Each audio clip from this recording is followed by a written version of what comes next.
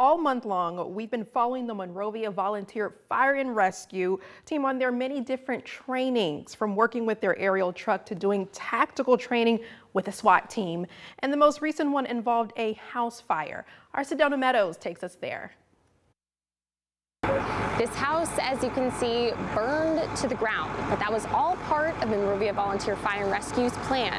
A house that once looked like this burned to a pile of brick and rubble, all for an important cause: hands-on firefighting training. I did not realize how the heat really projects out to you.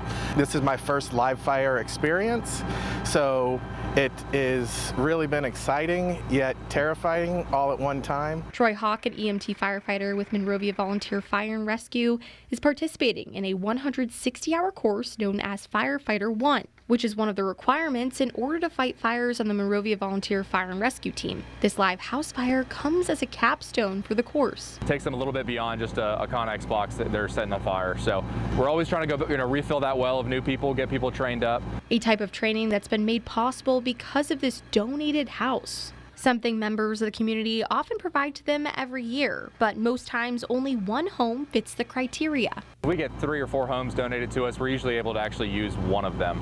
And there's a lot of requirements that go into it, but we usually get about 3 to 5 months of training out of a single home. This home has allowed for several evolutions of training. We started out doing more kind of dry training where we did some roof operations, some search and rescue type stuff in the home.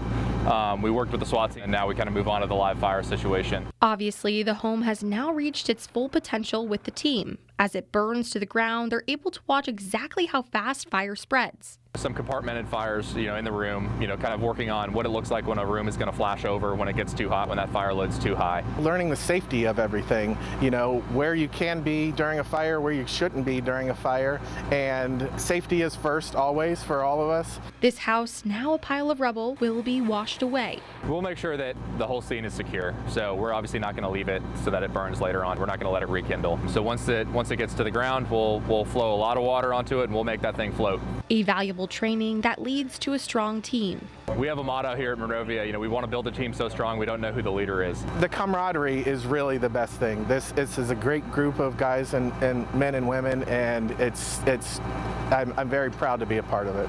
In Monrovia, Sedona Meadows, Fox 54 News.